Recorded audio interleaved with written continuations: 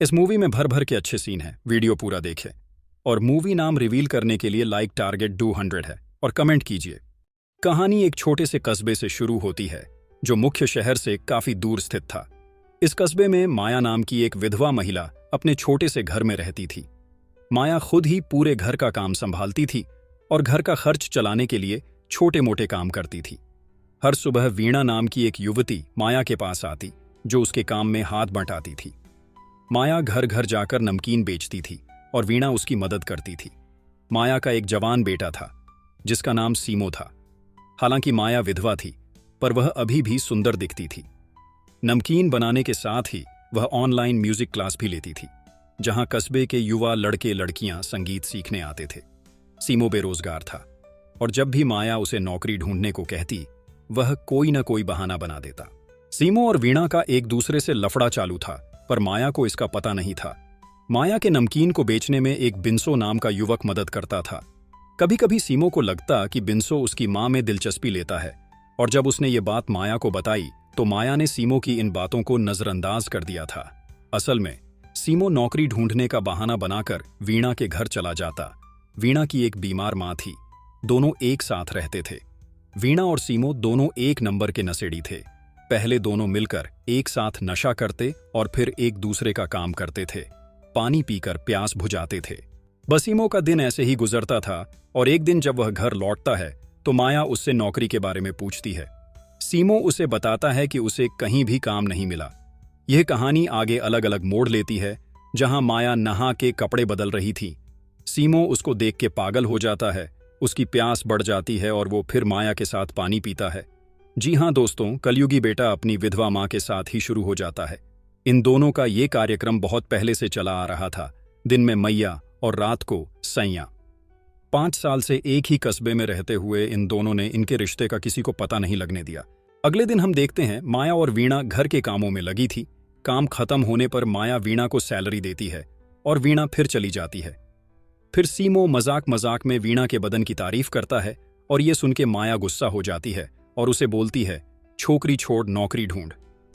सीमो नौकरी ढूंढने की बजाय सीधे वीणा के घर चला जाता है।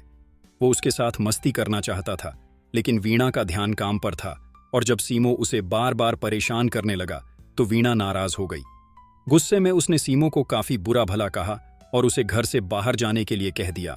वीणा के घर से बाहर निकलने के बाद सीमो ने अपना दिन बाहर ही बिताने का फैसला किया ताकि माया को लगे कि वह सच में नौकरी ढूंढ रहा है। शाम को जब वह घर लौटा तो उसे माया घर पर नजर नहीं आई। उसने माया को फोन भी किया लेकिन उसका फोन स्विच ऑफ आ रहा था। घर में माया के न होने पर सीमो ने खुद ही रात का खाना बनाने का सोचा। खाना बनाकर वह माया का इंतजार करता रहा और देखते देखते काफी रात हो गई। कुछ देर बाद माया घर पहुंची और उसके साथ एक नया युवक भी था। जैसे ही माया घर में आई सीमो ने उससे इतनी देर का कारण पूछा। माया ने बताया कि वह शहर गई थी और बारिश के कारण लौटने में देर हो गई। फिर उसने सीमो को उस नए लड़के से मिलवाया जिसका नाम मैसी था। मैसी माया का म्यूजिक स्टूडेंट था जो माया से संगीत की शिक्षा ले रहा था। माया मैसी को ऑनलाइन पढ़ाया करती थी लेकिन आज किसी कारणवश उसने उसे घर बुला लिया। थोड़ी देर बाद माया अपने कमरे में जाकर कपड़े बदलने लगी। तभी सीमो उसके पास आकर पूछता है, तुम मैसी को यहां क्यों लाई हो? इस पर माया बताती है, मैसी की मां विदेश गई हैं और उसके पिता शराब के नशे में उसे मारते पीटते हैं। मुझे उस पर दया आ गई इसीलिए मैंने उसे यहां बुला लिया। उसकी मां जल्द ही वापस आ जाएंगी और फिर मैसी यहां से चला जाएगा। सीमो को मैसी का वहां आना पसंद नहीं आया लेकिन वह कुछ कह भी नहीं सकता था। जल्द ही तीनों ने मिलकर खाना खाया। मैसी सीमो से बातचीत करने की कोशिश करता है लेकिन सीमो उसकी किसी बात का जवाब नहीं देता। खाने के बाद माया दोनों के लिए बिस्तर तैयार करने लगी और यह बात भी सीमो को अच्छी नहीं लगी क्योंकि उसे माया के साथ सोना था लेकिन मैसी के आने की वजह से दोनों ऐसा नहीं कर सकते थे। अगले दिन जब सीमो नींद से जागा तो उसने देखा कि वीणा और माया हंसी हंसी में मैसी से बातें कर रही थीं। सीमो को तीनों पर गुस्सा आने लगा लेकिन उसने खुद को शांत रखा। थोड़ी देर बाद चारों ने मिलकर नाश्ता किया। नाश्ते के दौरान मैसी गाना गाने लगा लेकिन सीमो ने उसकी आवाज का मजाक उड़ाया। कुछ समय बाद माया आराम करने लगी। सीमो उसके पास आकर उसका पानी गर्म करने की कोशिश करता है लेकिन माया उसे आराम करने को कहती है। माया के मना करने के बाद सीमो वीणा के घर चला जाता है। मैसी भी उसके घर में ही था और सीमो को देखकर वह डर जाता है। वीणा उससे बोलती है, डरने की कोई बात नहीं है, सीमो भी हमारे ही तरह नशेड़ी है। इसके बाद तीनों मिलकर नशा करते हैं।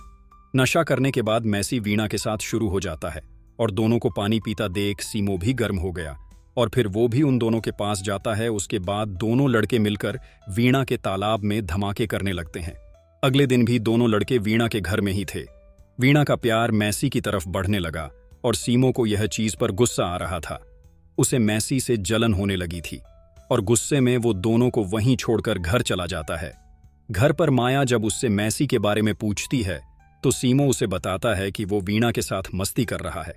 सीमो की बात सुनकर माया सीधा वीणा के घर आती है और वीणा को मारने लगती है और कहती है, तुम बदचलन, आज के बाद मैसी से दूर रहना और मेरे घर पर भी काम के लिए मत आना। वीणा को पीट कर वो घर आ जाती है। वो दोनों लड़कों को काम करने को कहती है ताकि वह बुरी संगत से बच सकें। उसके बाद मैसी नहाने चला जाता है, जिसके बाद माया सीमो से पूछती है कि क्या तुम भी वीणा के साथ मस्ती करते थे। पहले तो सीमो मना करता है, लेकिन बार बार पूछने पर वो कहता है कि वो भी वीणा के तालाब से पानी निकालता था। ये सुनकर माया भड़क जाती है और उसे बुरा भला कहती है, फिर अपने काम पर लग जाती है। कुछ समय बाद सीमो माया से माफी मांगता है, लेकिन माया उसे माफ नहीं करती और उसे नौकरी ढूंढने को कहती है। माया की बात मानकर सीमो कस्बे में घूमने लगा ताकि माया को लगे कि वह नौकरी की तलाश में है।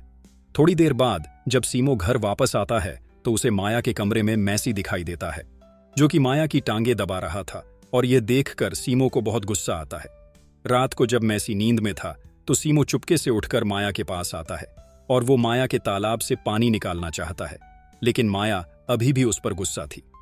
उसके कहने के बाद भी जब सीमो कमरे से नहीं जाता तो वहीं उठकर कमरे से बाहर चली जाती है। माया के जाने के बाद सीमो बाथरूम में जाकर नशा करने लगा। उधर माया मैसी के पास पहुंच गई, क्योंकि सीमो की हरकतों से उसका पानी गर्म हो गया था, इसलिए वह मैसी को जगाकर उसके साथ शुरू हो गई थी। अगले दिन सीमो नौकरी का बहाना बनाकर पूरा दिन कस्बे में घूमता रहता है।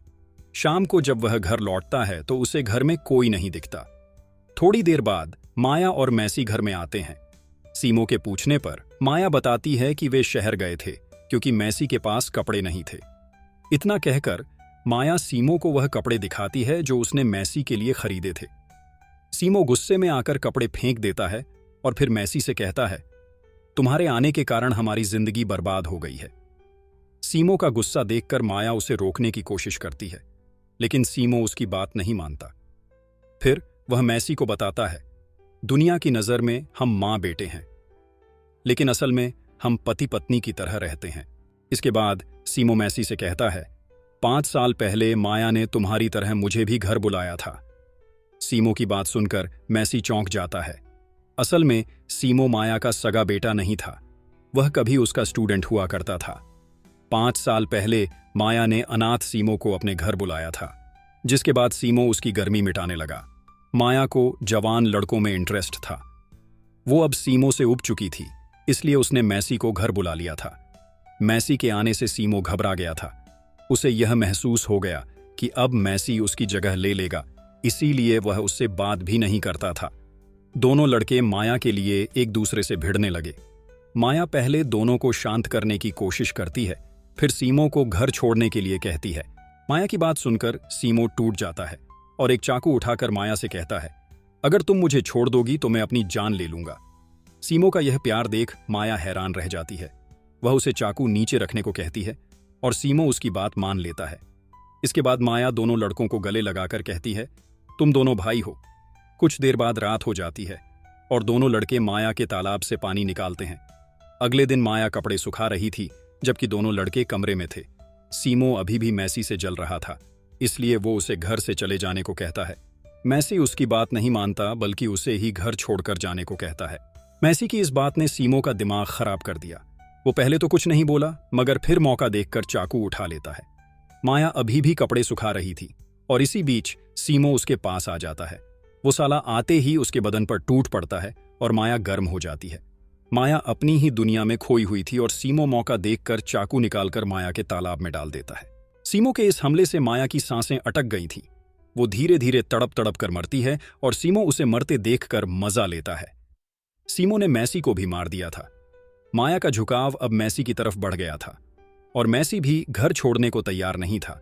बस इन्हीं दो चीजों के कारण वो सीमो के हाथों मारे गए। कहानी के आखिर में सीमो कस्बा छोड़कर चला जाता है ताकि अपनी जिंदगी नए सिरे से शुरू कर सके। इसी के साथ इस कहानी का यही अंत हो जाता है। हमारी वीडियो देखने के लिए बहुत बहुत धन्यवाद।